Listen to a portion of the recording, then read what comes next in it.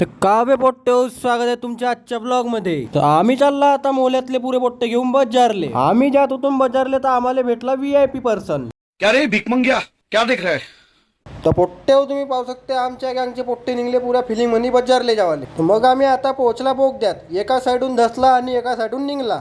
हमारे यहाँ ऐसा ही होता है. तर आम्ही आता पोहोचला मेन हायवेवर. तेव्हा आम्हाला दिसला बहुत मोठा वाघ.